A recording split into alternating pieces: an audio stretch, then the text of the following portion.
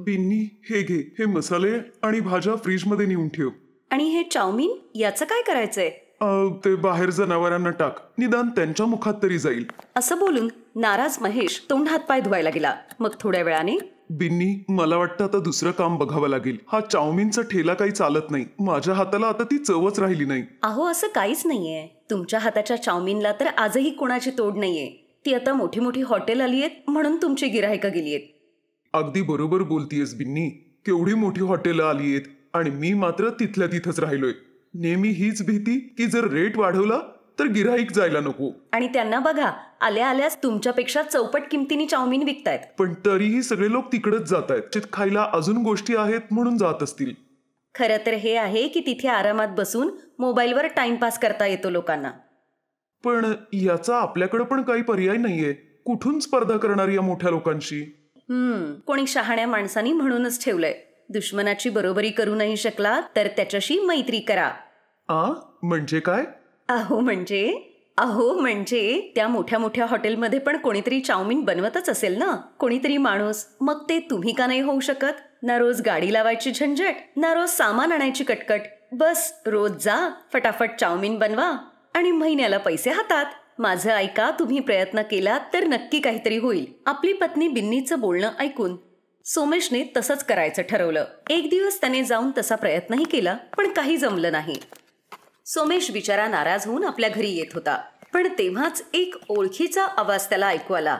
अरे सोमेश, तूच आहेस ना? कोण? अरे मी दीपक. एवढ्या लवकर विसरलास मला? अरे दीपक मित्रा, तुला कसा विसरीन? आठवायला थोडा वेळ लागला. आणि लागणार ना. तू स्वतःकडे बघ, किती बदललायस. पण तू नाही बदललास. गावातून आपण दोघेही एकत्र बाहेर पडलो. मी बघ आज कुठे पोहोचलोय. आणि तू कुठे राहिलास यार? मला आठवतंय तू तुझं काम सुरू केलं होतंस ना?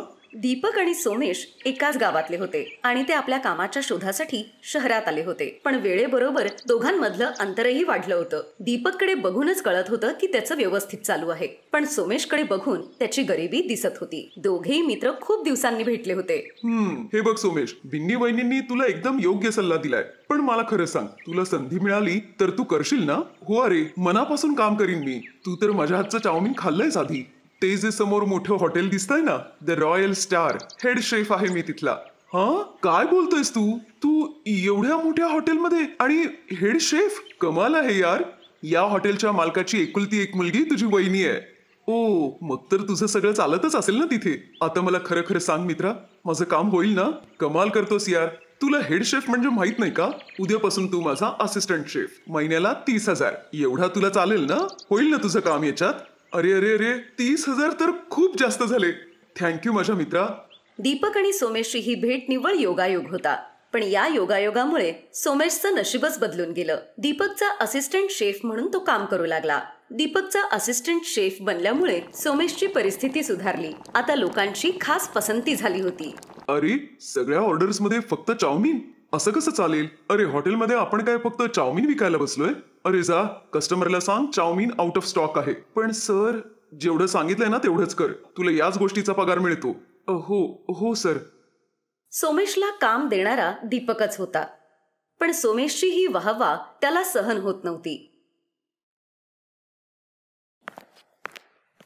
तू माझ्यावर नाराज आहेस का? तुला माहितीये की मी चाऊमिन खूप चांगलं बनवतो, पण तरीही तू माझी ड्युटी रोज मेन कोर्सला लावतोयस. मग रोज चाऊमिन बनवायला मी तुला 30,000 देऊ का? हे बघ, तुझी माझी मैत्री या हॉटेलच्या बाहेर. या हॉटेलमध्ये घुसल्यावर मी इथला हेड शेफ आहे आणि तू माझा असिस्टंट. समजलं ना? हो सर. सोमेशला समजलं होतं की दीपक आता बदललाय, पण तो पुढे काहीच बोलला नाही आणि चुपचाप दीपकने सांगितलेलं काम तो रोज इमानदारीने करायचा. पण दीपकच्या या ॲटिट्यूडचा परिणाम हॉटेलवर झाला.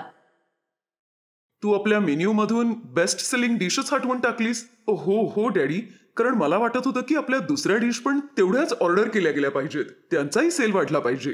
तू घमेंडी आहेस हे मला माहित होतं, पण तू मूर्ख आहेस हे माहित नव्हतं. माझ्या पोरीने तुझ्याशी लग्न केलंय, पण त्याचे परिणाम मला भोगावे लागतायत. बोलव त्या मुलाला जो खास चाऊमिन बनवतो. सोमेशला बोलवून न फक्त त्याचा पगार वाढवला, पण त्या वेळेपासून त्याला फक्त आणि फक्त चाऊमिन बनवण्याची जबाबदारी दिली. पण हे सगळं दीपकला सहन होत नव्हतं. हा दीड दमडीचा सोमेश बाहेर ठेला लावायचा आणि आज माझी बरोबरी करतोय? नाही, असं तर मी होऊन नाही देणार. धक्के मारून ह्याला बाहेर काढीन या हॉटेलमधून. दीपकला माहित होतं की हॉटेलच्या कस्टमर्स बरोबरच इथला स्टाफ आणि मालकाच्या नजरेतही सोमेशची एक खास ओळख बनली होती. त्यामुळे तो त्याला नोकरीवरून काढून टाकू शकत नव्हता. मग त्यांनी आपलं डोकं चालवलं आणि दुसऱ्या दिवशी, आता हा काय ड्रामा आहे? बुफेमध्ये आपली बेस्ट सेलिंग डिश का द्यायची? फक्त एक दिवस डॅडी. आपल्या हॉटेलच्या 5th अॅनिव्हर्सरीसाठी आपल्या कस्टमर्सना हे खास गिफ्ट असेल आणि याची जाहिरात आपण आधीपासूनच करूया. म्हणजे जास्तीत जास्त लोक येऊन, म्हणजे यापुढे आपल्याबरोबर कोणी कॉम्पिटिशनच करणार नाही. पहिल्यांदाच काहीतरी चांगली आयडिया बोलून दाखवलीयस. सोमेशचा संगतीचा परिणाम दिसतोय हा. ठीक आहे, तू सांग सोमेशला, म्हणजे तो सगळी तयारी करेल. हे चाऊमिन आपल्या बुफेची मेन डिश असेल. आणि उरलेलं काम त्याने तेव्हा केलं जेव्हा सोमेश बुफेसाठी चाऊमिनला लागणारा आपला खास मसाला तयार करत होता. सोमेश, इथलं सगळं झालं ना? मसाला, सॉसेस सगळं रेडी आहे. आता फक्त कस्टमर्सचीच वाट बघायची. ठीक आहे, मग तू बाहेरची सिटिंग अरेंजमेंट बघ एकदा जाऊन. तिथेही एका जबाबदार व्यक्तीची गरज आहे. मग सोमेश तिथून गेल्यावर, आला मोठा, आज तुझा या हॉटेलमधला शेवटचा दिवस असेल. हेच आहेत ना तुझे खास मसाले, ज्याच्या जोरावर तू एवढ्या फुशारक्या मारतोस? आता हेच मसाले तुला इथून बाहेर काढतील. मग दीपकने सोमेशने बनवलेल्या मसाल्यामध्ये खूप सारं मीठ आणि मसाला घातला आणि मग बुफे लागल्यानंतर, ओ माय गॉड, ही आहे तुमची बेस्ट सेलिंग डिश?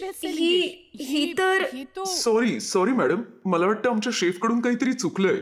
याच्यात मसाला आणि मीठ जास्त झालंय ना? ओहो. ए सोमेश, कम हिअर नाव. काय झालं सर? हे काय बनवलंयस तू? आपल्या कस्टमर्सचं तोंड भासतंय. इतकं तिखट चाऊमिन बनवलंयस तू. आज एवढी मोठी चूक कशी काय केलीस? तुला काय म्हणा त्याचं? याआधी तू काही कुठे नोकरी करून शिकलेला नाहीयेस ना?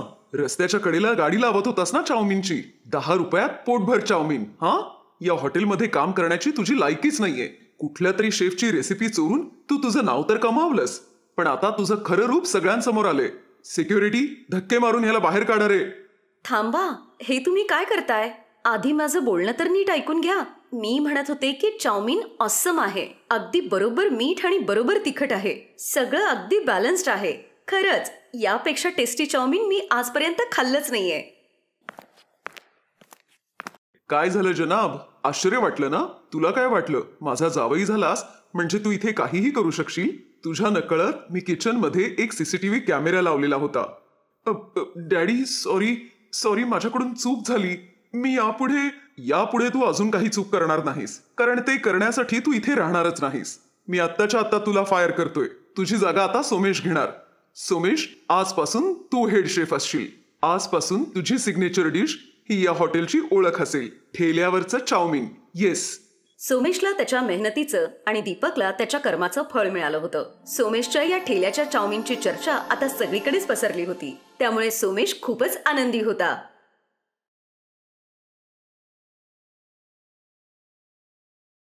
गावामध्ये करुणा नावाची एक म्हातारी विधवा राहत होती. तिचा नवरा रामप्रसाद एका अपघातात मरण पावला होता. करुणाचा एक मुलगाही होता जो शहरात सेटल झालेला होता आणि त्याने तिथेच लग्न केलेलं होतं. करुणा आपलं घर चालवण्यासाठी आपल्या नवऱ्याचंच जुनं मोमोजचं दुकान चालवत होती. पोरा, आता मी म्हातारी झालीये रे. माझ्यात काही त्राणच राहिला नाहीये.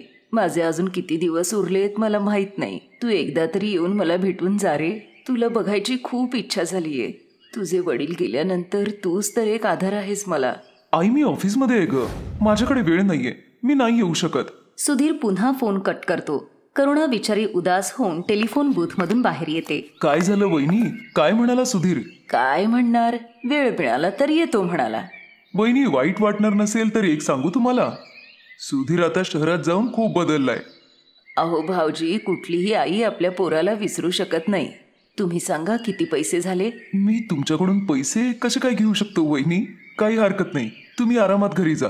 नाही भाऊजी, आधीच तुमचे माझ्यावर खूप उपकार आहेत. तुमचे आधीचेच पैसे मला अजून द्यायचेत. पैशाचं काय आहे वहिनी, जेव्हा जमतील तेव्हा द्या. आता तुम्ही आरामात घरी जा. मग करुणा दुकानातून बाहेर पडते आणि आपल्या मोमोजच्या दुकानावर येते. या स्वादिष्ट आणि चवदार मोमोजचा आस्वाद घ्या आणि घरी पण घेऊन जा. लवकर या. ती आपलं दुकान एकटीच चालवत होती. म्हातारपणामुळे ती जास्त काम करू शकत नव्हती. पण तरीही ती रोज आपलं मोमोजचं दुकान उघडायची आणि काम करायची. काही निवडक लोकच तिच्या दुकानात यायचे. कधी कधी तर एकही माणूस तिच्या दुकानात यायचा नाही. करुणाचं जगणं आता खूपच मुश्किल होऊन बसलं होतं. करुणा खूपच धार्मिक स्वभावाची होती. ती रोज न चुकता गणपतीच्या मंदिरात जायची आणि पूजा अर्चा करायची. हे बाप्पा, माझ्या म्हातारीवर नजर ठेव रे. माझं आयुष्य खूप कठीण होऊन बसलंय. लोकांकडून उधार घेऊन माझ्या पोराला मी शिकवलंय आणि आता तो मला भेटायला सुद्धा येत नाही. हे गेल्यापासून तर मला एकटीला दुकान चालवणंही मुश्किल झालंय. कुणी मदतीला पण नाहीये आणि मला म्हातारीला एवढं कामही होत नाही आता. हे प्रभू, दया करा माझ्यावर. एवढं बोलून करुणा तिथून निघून जाते. करुणा बिचारी उदास मनाने दुकानावर बसलेली होती. तेव्हाच करुणाकडे जुळी मुलं येतात. त्यांचं वय साधारण 16 वर्षांचं होतं. ते करुणाकडे येऊन म्हणतात, आजी, आम्हा दोघांकडे राहायला घर नाहीये. तुम्ही आमची काही मदत करू शकाल का? आम्ही तुमचं सगळं काम करू.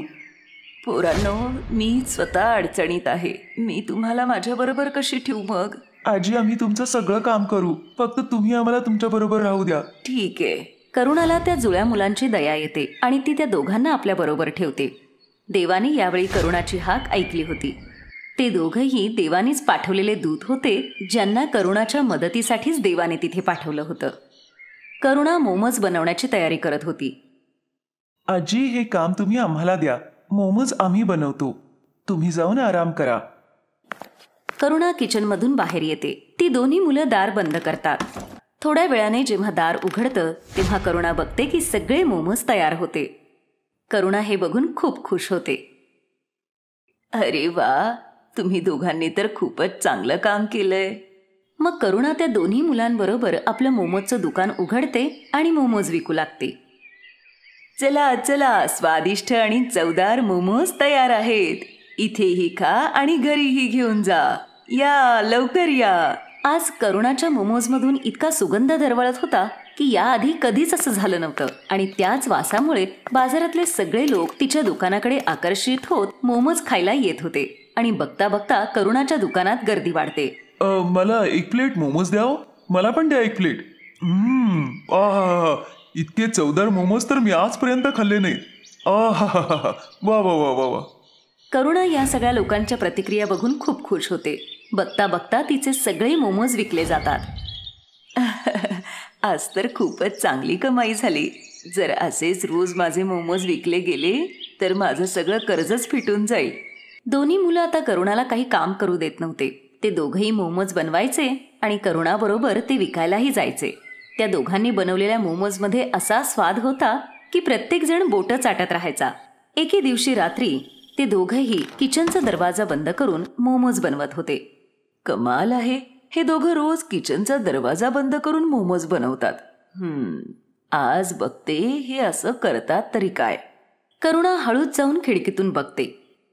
ती बघते की त्या दोन्ही जुळ्या मुलांच्या हातातून चमत्कारिक शक्ती निघत असतात, ज्यामुळे मोमोज आपले आप तयार होतात. ती जादू बघून करुणा आश्चर्यचकित होते. ती त्या दोघांकडे जाते. दरवाजा उघडा रे. काय झालं आजी? तुम्ही दोघं कोण आहात? काय? मी सगळं बघितलंय खिडकीमधून. लवकर सांगा. घाबरू नका, आम्ही तुमचं काही नुकसान करायला नाही आलोय. मग उलट आम्ही तुमची मदत करायला आलोय. आम्ही देवाचे दूत आहोत. आम्हाला गणपती बाप्पाने इथे पाठवलं आहे. काय? गणपती बाप्पाने पाठवलंय तुम्हाला इथं? माझी मदत करायला पाठवलंय? हो आजी, तुमची हाक देवाने ऐकली होती आणि तुमच्या मदतीसाठीच आम्हाला इथे पाठवलं. करुणा हे सगळं ऐकून खूप खुश होते. त्यानंतर त्या दोन्ही दूतांच्या मदतीने करुणाचे दिवस आनंदी होत होते. ते दोघंही आपल्या जादूने मोमोज बनवायचे आणि करुणा ते विकायची. बघता बघता तिचा बिझनेस खूप वाढला. खूप दूर दूरवरून लोक तिच्या दुकानात मोमोज खायला यायचे. असं करता करता तिने मोमोजचं एक मोठं दुकान टाकलं आणि हळूहळू तिने आपलं सगळं कर्जही फेडलं. आता करुणाकडे पैशाची अजिबात कमी नव्हती आणि ही गोष्ट सुधीरला सुद्धा समजते. इकडे सुधीरची नोकरीही गेली होती.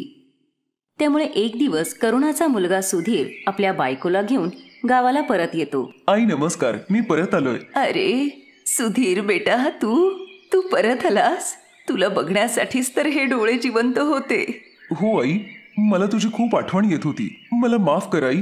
माझं डोकं फिरलं होतं, माझी बुद्धी भंग झाली होती. पण आता मी परत आलोय. आता तुला कसलाही त्रास होणार नाही. आई, ही बघ, ही तुझी सून आहे, मीरा. नमस्कार आई.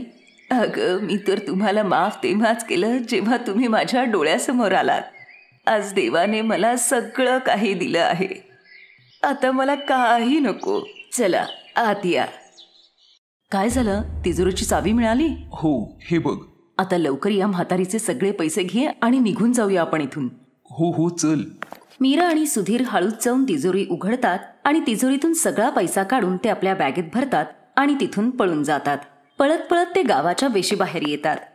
तेव्हा ते थकून एका झाडाखाली आराम करायला बसतात. एवढा सगळा पैसा मी पहिल्यांदा बघतीये. एकदा डोळे भरून बघू तर दे. सुधीर पैशांची बॅग उघडतो तर त्याला त्याच्यात राख दिसते. त्या दोन्ही मुलांच्या जादूने त्या पैशाची राख झालेली होती. ते दोघेही हे बघून आश्चर्यचकित होतात. ते दोघेही त्या राखेत हात घालून पैसे शोधतात, पण त्यांना सापडतच नाहीत. अगं, पैसे कुठे गेले? याच्यातच तर ठेवले होते. हो, पैसे कुठे गेले समजतच नाहीये. तेव्हाच तिथे दोन्ही जुळे मुलं येतात आणि ते सुधीर आणि मीरावर जोरजोरात हसू लागतात. अरे मूर्खांनो, काही नाही मिळणार त्याच्यात. तुमच्या मनात जसा काळेपणा आहे तसंच त्या बॅगेतही आहे. असा कसा मुलगा रे तू? स्वतःच्या आईला लुटतोस? तुझ्या आईने तुझ्यासाठी एवढं सगळं केलं. हे जे तुला सगळं मिळाले ना, हे तुझ्या कर्माची फळं आहेत. बिना आईचं तुझं जीवन म्हणजे या राखेसारखं आहे. त्याला काडीची किंमत नाहीये. अजूनही वेळ गेलेली नाहीये. सुधार आणि तुझ्या आईकडे जाऊन माफी माग. तुम्ही दोघांनी माझे डोळे उघडलेत. आम्ही दोघंही आंधळे झालो होतो. आम्ही यापुढे अशी चूक अजिबात करणार नाही. आम्हाला माफ करा. मग मीरा आणि सुधीर आपल्या आईकडे परत जातात आणि तिला सगळं खरं सांगून तिची माफी मागतात. करुणाही त्यांना माफ करते. तुमचे उपकार मी कसे फेडू मला कळतच नाहीये. तुम्ही माझी एवढी मदत केली त्याच्याबद्दल धन्यवाद. आता मला सगळं काही मिळालंय. माझा मुलगा, माझी सून, सगळं. असं काही नाही आजी. आम्ही काहीच नाही केलंय. हे सगळं तर बाप्पानेच केलेलं आहे. आता तुम्ही आनंदी आहात. मग आमची जाण्याची वेळ आली आहे. आता तुम्ही आम्हाला इथून जाण्याची परवानगी द्या. एवढं बोलून दोघंही तिथून निघून जातात. आता करुणाचं जीवन अगदी आनंदी होतं. आता तिला कशाचीही कमी नव्हती. तिचं मोमोचं दुकानही उत्तम चाललेलं होतं. सुधीर आणि मीराबरोबर आता ती आपलं आयुष्य अगदी आनंदाने जगत होती. Best buddies. हॅलो मित्रांनो, हा व्हिडिओ पाहिल्याबद्दल धन्यवाद. जर तुम्हाला हा व्हिडिओ आवडला असेल तर कृपया लाईक, सबस्क्राईब आणि कमेंट नक्की करा. आणि हो, शेअर करायला पण विसरू नका. अजून असेच मजेदार व्हिडिओ पाहण्यासाठी खाली दिलेल्या घंटीला दाबा. बघत रहा बेस्ट बडीज.